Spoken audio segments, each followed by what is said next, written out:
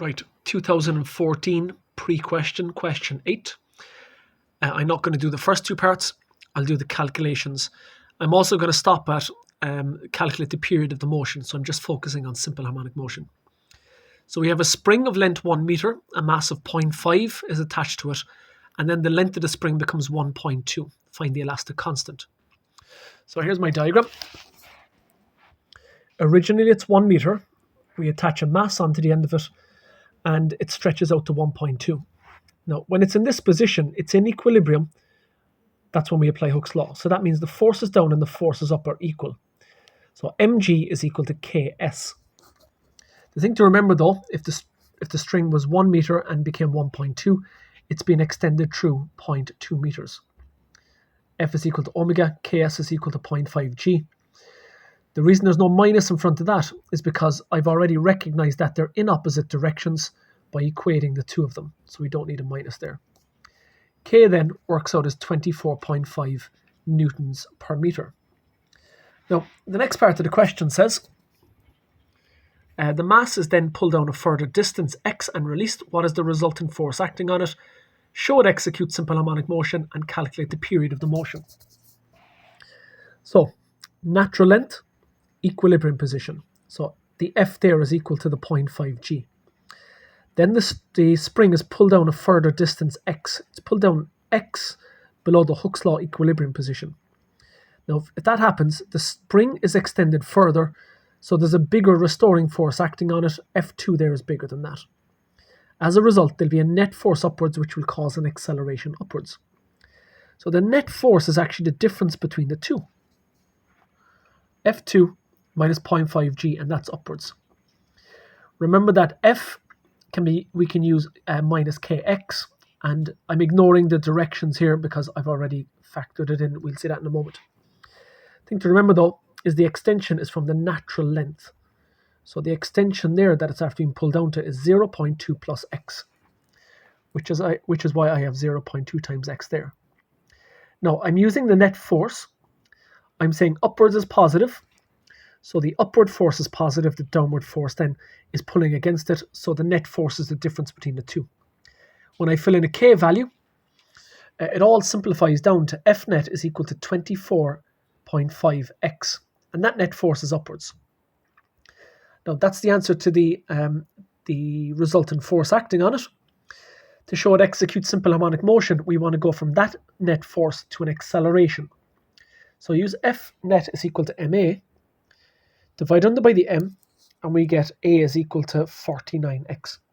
It's not what we expect for simple harmonic motion. There should be a minus there. And the thing is, the force we said was up, but the acceleration is after being is downwards. And because they're in an opposite direction, we can put in a minus sign to represent the factor in the opposite direction. Okay, if you need further clarification on that method, just let me know. The final thing is calculate the period. I've done this for the other two questions. I've got that formula, so look at the other videos if you need an explanation of that. You have M and K, you should be able to work it out. Now, there's one last question. So this one is from 2014. It's 12a. It's state Hooke's law. We have the elastic constant of a spring is 12 newtons per meter. It has a length of that. An object then is put on the spring. What's the new length of the spring? Then the object is pulled down and released. So now we're talking about simple harmonic motion. Sketch a velocity time graph, calculate the period. Okay, so diagram first of all. There's my spring. It's of length 25 millimeters. There's the spring constant. We put 0.02 kgs on the end of it. That causes an extension downwards.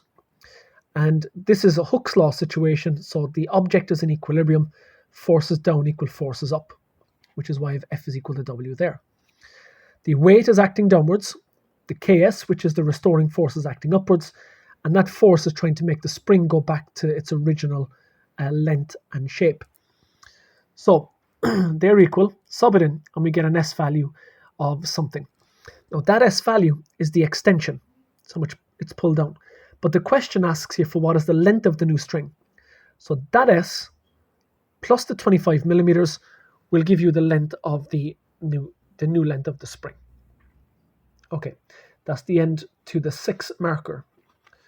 Now we're told the object is pulled down a further 5 millimeters.